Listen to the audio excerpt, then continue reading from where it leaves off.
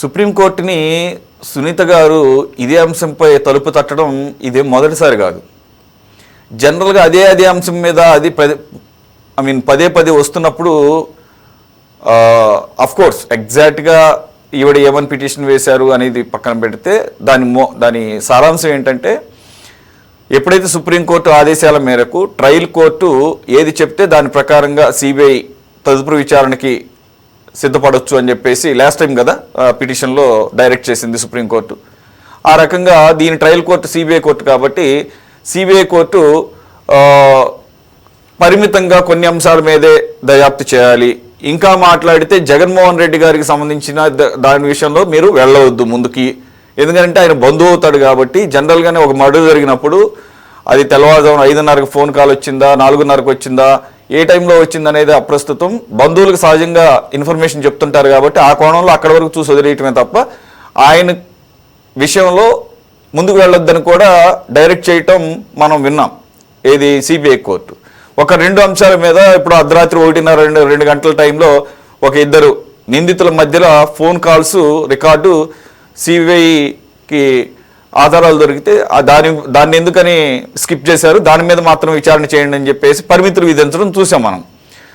సునీత గారు అయినా కూడా కుదరదు అని పట్టువదలని విక్రమార్కులాగా మళ్ళీ ఈరోజు సుప్రీంకోర్టుని తలుపు తట్టడం చూడటమే కాకుండా సుప్రీంకోర్టు కూడా దాన్ని యాక్సెప్ట్ చేయటం, అంటే మళ్ళీ అదే అంశం మీద మీరు ఎందుకు వచ్చారు అని జనరల్గా అసహనం వ్యక్తం చేస్తారని చెప్పేసి అప్పుడప్పుడు వింటుంటాం. అంటే ఈవిడ మళ్ళీ అడిగినా కూడా తీసుకుంటున్నారు అని అంటే ఆవిడ వాదనలో మెటీరియల్ ఉంది, కొంత సమంజసంగా ఉందని చెప్పేసి సుప్రీంకోర్టు భావించిందని అనుకోవాలేము. ఇక్కడ రెండో పాయింట్, దానితో పాటుగా ఏ వ్యక్తులని ఇన్వెస్టిగేట్ చేయాలి అని కోరుకుంటున్నారని కూడా అడిగింది సుప్రీంకోర్టు. అని అంటే సునీత గారు కొన్ని ప్రత్యేకంగా పలానా వ్యక్తుల్ని ఇప్పటివరకు సిబిఐ విచారణ కూడా చేయలేదని చెప్పేసి మేబీ మెన్షన్ చేసి ఉండాలి. కానీ సిబిఐ మాత్రమే ఈ మొత్తం ఎపిసోడ్లో దాగుడు మూతలు ఆడుతున్నట్టుగా అర్థమవుతోంది. మరి ఇప్పుడు కూడా మళ్ళీ సిబిఐనే సుప్రీంకోర్టు అడుగుతోంది.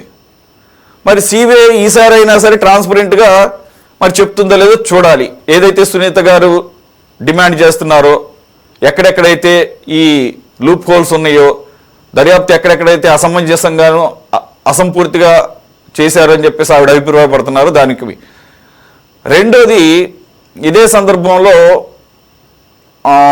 అంటే దీనికి ఎంతవరకు రిలేట్ అవుతుందో తెలియదు కానీ మేబీ కేంద్రం యొక్క దృష్టికోణం ఏమన్నా మారిందా? ఎందుకంటే బీజేపీ రాష్ట్ర అధ్యక్షుడు మాధవ్ గారు ఆంధ్రప్రదేశ్లో రానున్న కాలంలో త్వరలోనే కొన్ని సంచలనాలు జరగబోతున్నాయని చెప్పేసి, యాక్చువల్గా దీనికి కన్నా కూడా ఈడీ లిక్కర్ కేసులో వరుసగా 22-23 తారీఖుల్లో ఒక మాజీ ఎంపీని, సిట్టింగ్ ఎంపీని, వైసీపీకి చెందినటువంటి విజయసాయిరెడ్డి, మిథున్ రెడ్డిని పిలవడం ద్వారా ఆయన చేస్తున్న వ్యాఖ్యలు, అలాగే అదేమో ఈడీ, ఇదేమో సిబిఐ. మరి కేంద్రం కింద ఉన్నటువంటి వ్యవస్థలు, అదే కేంద్రాన్ని నడుపుతున్నటువంటి బీజేపీకి సంబంధించిన రాష్ట్ర అధ్యక్షుడు ఆ రకమైనటువంటి ఒక సంచలనాలు నమోదవుతాయి అని చెప్పేసి చూడటాన్ని. సో ఏదేమైనా సంచలనాలు అవన్నీ పక్కన పెడితే సునీత గారికి అయితే ఆ సంచలనాల ప్రాసెస్లో భాగంగా ఏమన్నా న్యాయం జరుగుతుందా అనేది అవకాశం ఉందా మీ అభిప్రాయం ప్రకారం? ముందుగా సురేష్ గారు, మీకు ఇట్లాగే ప్యానెల్లో ఉన్న పెద్దలందరికీ కూడా, మా ఛానల్ వీక్షకులందరికీ నమస్కారం అండి, శుభ సాయంత్రం. ఇప్పుడు వివేకానంద రెడ్డి గారి మర్డరు 2019 మార్చిలో జరిగిందండి. జరిగినప్పుడు సిట్ ఏదైతే ఈ మర్డర్కి సంబంధించి నేను బ్రీఫ్గా కొన్ని ఫాలోయింగ్స్ చెప్తాను, డీటెయిల్స్ వెళ్ళను. ఎవరో బాధ్యులు దీనికి, ఎవరు ఎందుకు జరిగిందనే దాని మీద ఇన్వెస్టిగేషన్ అధికారులు, అక్కడున్న మరి ఏదైతే వంట మనిషి, అట్లా అక్కడ ఉన్న వాచ్మెన్, వాళ్ళతో విచారణ జరిపి కొంత ఇన్ఫర్మేషను కొంత సేకరించింది. దాని తర్వాత పరిణామ క్రమంలో ఇది సిబిఐకి 2020లో సిబిఐకి ట్రాన్స్ఫర్ చేయబడింది కేసు. దీంట్లో అప్రూవల్గా దస్తగిరి అనే వ్యక్తి అప్రూవల్గా మారాడు. తర్వాత ఇంకా చాలా మందిని దీంట్లో చాలా అరెస్టులు జరిగినాయి. అట్లాగే ప్రధానంగా ఇక్కడ ఈ కేసులో మెయిన్ గా ఇది కీలకమైన అంశం ఏంటంటే, ఎవరైతే మరి చనిపోయారో, మర్డర్కి హత్యగావించబడ్డారో వివేకానంద గారి కుమార్తె స్వయంగా సునీత గారు ఆనాటి నుంచి కూడా సాటిస్ఫై అవ్వలేదు. ఇది సిట్ ఇన్వెస్టిగేషన్ మీద కానివ్వండి, ఈవెన్ ఈ రోజు వరకు కూడా సిబిఐ ఇన్వెస్టిగేషన్ మీద కూడా ఆవిడ సాటిస్ఫై కాలేదు. అందుకనే మీరు అడిగిన క్వశ్చన్ లో పలు దఫాలుగా ఆవిడ రకరకాల కోర్టుల్ని, హైకోర్టుల్ని, సుప్రీంకోర్టుని తలుపులు తట్టి న్యాయం చేయాలని చెప్పేసి కోరుతా ఉంది. ఆవిడ మీద స్వయంగా ఎలిగేషన్స్ రావటం, అట్లాగే బెదిరింపులు ఎన్నో రకాలుగా జరిగినప్పటికీ కూడా బెదరక ఆవిడ వదలని వేరే వనితలాగా పోరాటం చేస్తుంది. తండ్రి మరణానికి కారణమైన వాళ్ళు, తండ్రిని చంపిన వాళ్ళని శిక్షలు పడాలి, తగిన న్యాయం జరగాలి అనే ఒక కాన్సెప్టే ప్రధానంగా ఆవిడ దీంతో వెళ్తుంది. ఆవిడ మీద ఎన్నో ఎలిగేషన్స్ వచ్చినా కూడా. అయితే ఈ రోజు సుప్రీంకోర్టు మరి గతంలో కూడా చాలాసార్లు జోక్యం చేసుకుంది ఈ కేసులో. జోక్యం చేసుకున్నప్పటికీ కూడా ఒక డిఫరెంట్ ఒక వాయిస్ ఇవాళ సుప్రీంకోర్టు ద్వారా మనం విన్నాం. సో సిబిఐని ఆల్మోస్ట్ ఆల్ గద్దించి ఇంకెవరిని ఇన్వెస్ట్ చేయాలి, ఇంకేముంది దీంట్లో మీరు ఇన్వెస్ట్ చేయాల్సింది అనే కోణంలో సిబిఐని సుప్రీంకోర్టు తీవ్రంగానే అడగటం జరిగింది. యాక్చువల్గా సిబిఐ దాఖలు చేసిన ఏదైతే నివేదిక ఉందో దాదాపు మ్యాక్సిమం ఎవిడెన్సెస్ ని కలెక్ట్ చేయడం, మ్యాక్సిమం చాలా మందిని దీంట్లో విచారణ జరపడం, సమాచారాన్ని మొత్తాన్ని దాదాపు తీసుకుంది. ఇక మిగిలింది ఒకళ్ళు ఇద్దరే ఉన్నారు. ఆ ఒకళ్ళు ఇద్దరు కోసమే సునీత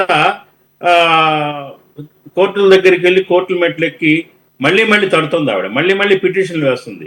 ఇంకా విచారణ పూర్తి కాలేదు, అసలు వ్యక్తుల్ని బయట ఉన్నారు, అసలు వ్యక్తుల్ని విచారణ జరగలేదనే ఒక తీవ్రమైన అలిగేషన్స్ ని, అట్లాగే అభ్యర్థనని కోర్టుకి ఇవ్వబట్టే సుప్రీంకోర్టు యాక్సెప్ట్ చేసి ఆవిడ యొక్క ప్లేని యాక్సెప్ట్ చేసి ఇవాళ మళ్ళీ సిబిఐ అధికారుల్ని విచారణ కోసం త్వరగా ముగించాలని చెప్పేసి కోరటం జరిగిందండి. అయితే నేను అనుకోవటం, నా వ్యక్తిగత అభిప్రాయం ప్రకారంగా